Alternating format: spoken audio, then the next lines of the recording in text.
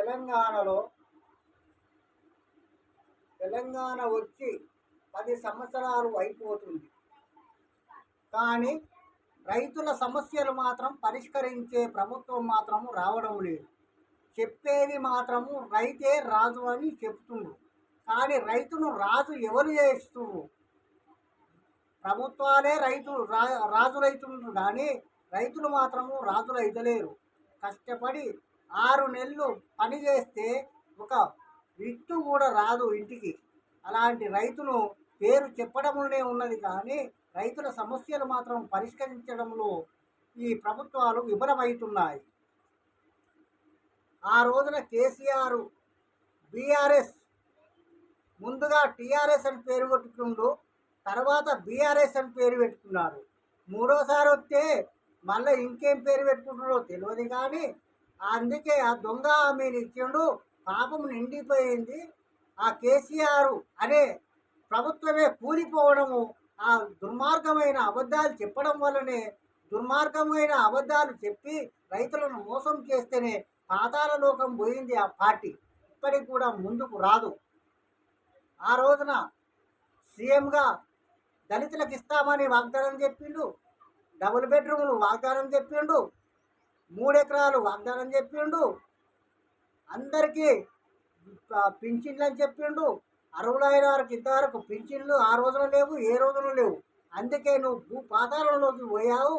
ఇంకా ముందు మేము మళ్ళీ సీఎం అవుతామని నువ్వు కోరుకుంటున్నావు. అది నిధులలో కూడా కళ కూడా కనకు. ఇంకోసారి మళ్ళీ ఒకసారి బీఆర్ఎస్ పార్టీ మేము మళ్ళీ సీఎం అవుతామని కూడా మీరు కళ్ళ ఊహించకూడదు. రేవంత్ రెడ్డి గత 100 రోజులు అయినాయి.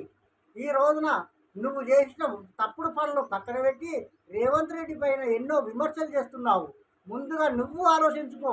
నువ్వు ఏం చేసిన తప్పుడు పనులు ఏందో, అబద్ధాలు ఏందో, నిజమేందో నీవు విమర్శించుకొని సీఎం రేవంత్ రెడ్డి గారిని విమర్శించాలని నీకు హెచ్చరిస్తున్నావు. సీఎం రేవంత్ రెడ్డి గారికి ఇప్పుడు 90 రోజులు దాటగానే పనులన్నీ చక్కగా కావాలంటే కావు. 6 గ్యారంటీల మీద ఎన్నో విమర్శలు చేస్తున్నారు. మీరు చెప్పిన వాగ్దానాలు ముందుగా మీరు విమర్శించి సీఎం రేవంత్ రెడ్డి గారిని విమర్శించాలని హెచ్చరిస్తున్నారు ఈ ప్రజలు. ఇప్పటికైనా బుద్ధి సోయి తెప్పించుకొని రేవంత్ రెడ్డి విమర్శించకుండా ఉంటే మీకు మంచిగా ఉంటుందని మేము ప్రజలు అందరం కోరుకుంటున్నాము. ఈ రోజుకు సీఎం రేవంత్ రెడ్డి 90 రోజులు కాదు, 2 ఏళ్ళైనా కానీ 5 ఏళ్ళైనా కానీ మీరు చేసిన పాపాలకు నిండా ఇక్కడ ఈ తెలంగాణ మీరు చేసిన అప్పులు నిండాలంటే ఇంకా 10 ఏళ్ళు చేసినా కానీ ఈ రేవంత్ రెడ్డి కాదు ఇంకోరు వచ్చినా కానీ ఇది నింపేటట్టు లేరు. అంత అప్పులు చేసిపోయిన కేసీఆర్ ఈ రోజున రేవంత్ రెడ్డిని ఎందుకు విమర్శిస్తున్నావు అని మేము అడుగుతున్నాము ప్రజలం.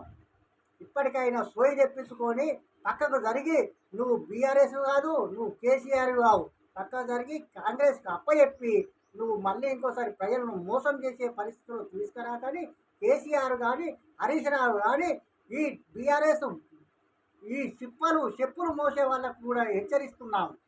ఇక నుండి అయినా బుద్ధి సోయి తెప్పించుకొని ఈ బీఆర్ఎస్ టీఆర్ఎస్ ఇంకా ఎన్ని పేర్లు మారుతారో ఈ ప్రజలకు తెలియదు కానీ ఈ దొంగ నాయకులందరినీ పక్కన పెట్టి రేవంత్ రెడ్డి అయినా కానీ సరిగ్గా ఈ 5 ఏళ్ళు పాలన చేసేటట్టు చేయాలని కోరుకుంటా అన్నారు.